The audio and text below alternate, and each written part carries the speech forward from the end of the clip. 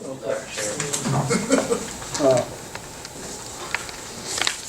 name's Johnny Walls. I own land in Jackson County, and I bought the land for recreation. I bought it to hunt, primarily deer and turkey.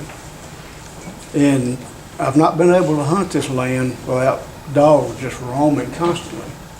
I'm sitting in my tree stands. I'm getting dogs on my cameras at night, and they're running deer while I'm sitting in my stands. And I've tried to go to the game wardens about it to find out if there's something I can do about it, with nothing. I went to the sheriff's department. There's nothing I can do about it. And I've gone to the owners, and the owners have no intention of putting these animals up. And I'm looking for some kind of nuisance. I mean, I spent a lot of money on this hunting property, and I'm unable to hunt it. And I understand that all the guys I hunt with, this young man right here, I rabbit hunt with him. But he keeps his dogs intact.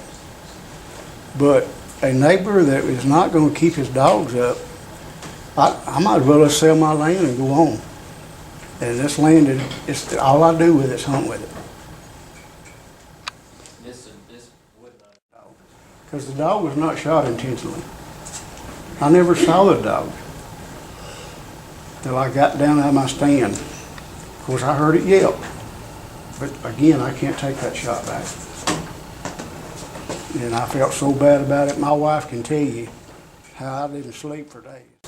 There is a state statute about that would require owners to keep their animals on their own property, but it's not enforced in Jackson County. Right. Yeah, I've read up on that. We could look at the harassment data and see if that's something feasible. So that's a good idea. Any other comments on any of those things? We'll, like I said, we'll open it up for a few questions. If we would make your questions quick, we'll go through a few now, and then if after a few minutes, we'll close it to questions. If you have any more afterwards, though, please feel free to come up and ask us any questions you have about it. But we'll go ahead and take a few questions now, and if you would like this one. I didn't get to sign up, but last time this came about, I didn't agree with it. I've got coon hounds too, and they like to run around, and occasionally they'll chase cars. Is that considered constantly chasing? Which portion are you at, or where? Page 2, third paragraph, dangerous animal description of it, definition of it. It says, or consistently chases.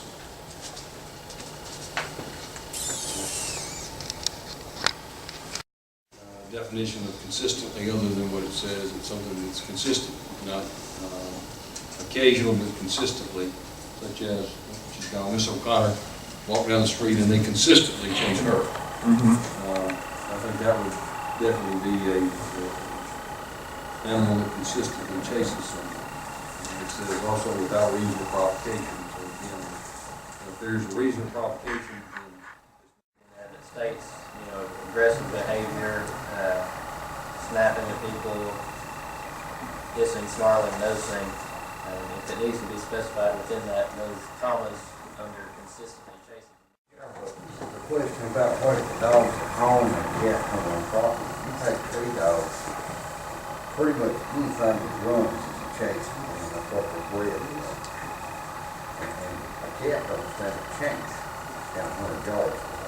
If the dog is on your own property, Mr. Porter, how does this affect that? there's an exception for dogs on, or animals on your own property if someone is trespassing on your property. That's the only exception that's currently in this ordinance. The question is whether or not, if your dog kills somebody else's cat that's on your property, that's not really very well covered.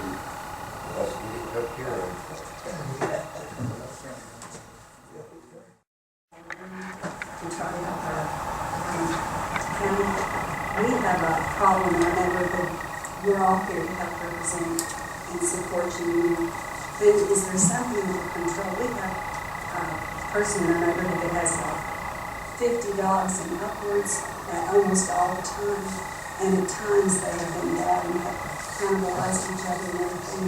the animal control people, they come up and they picked up 160 dogs at a time and more, and at times they wanted fast. And they came after me one day, and I was just within this far of getting in my car from being attacked by at least 10 dogs, probably this high and then lower. And is there something in there that will help prevent that? That would protect her, if they show aggression, Generally, the answer is yes. This would address that issue. Whether or not the specific instance you're talking about will be covered, I can't say, but generally, it would protect you from the dogs that are consistently chase you, snap, growl, those kind of things. Okay, they chase all the other neighbors that they got running the streets now. And, but they all look so much alike, and there's so many. Whenever anybody comes out, it's hard to identify them.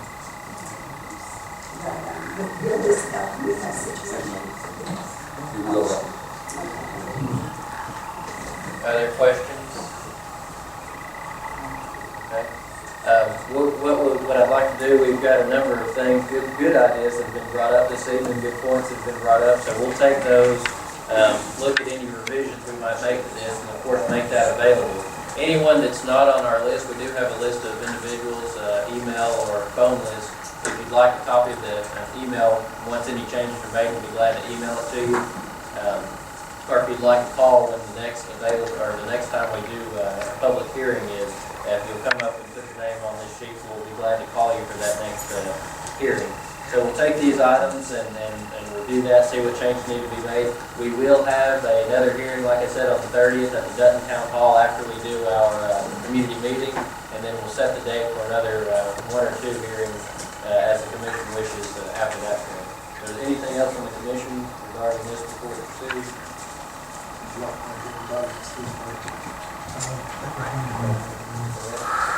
Yeah, I'd like to thank everybody for coming out. I just hope everybody takes the time to read it. And if you do have some ideas, get with us.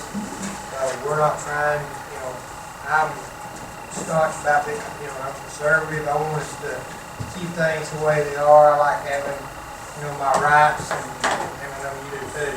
And we're not trying to take anybody's rights away. All we want to do is help the people who's getting bit, and it's a dangerous animal. We're hearing so many rumors go around and we're trying to do a dog ordinance, but it's a dangerous animal ordinance, that's all. And I just hope that everybody else talk to your friends and family, let them know that that's all this is for about a dangerous animal. We just want to make sure that's clear between now and next year. And encourage your neighbors to attend these. This is the way that we give them input and can have the opinion put in here to protect everybody. We do encourage you to show up and participate in this. Anything else from the commission before we proceed? Let me just say that as the drafter of this document, I would much rather know your concerns up front so they can be addressed before it's adopted, so they don't have to be amended. So any input that you've got that you can give the commission will help them and help me to answer all the questions, because we have had some unique questions tonight. We should be able to take that and modify this to the extent allowed by law to do that. If you've got some concerns, who do we send it to, our commissioner or to you or to who? You can send them to commission@jcch.net or you can give us a Directly to call. the office. Okay, thank you.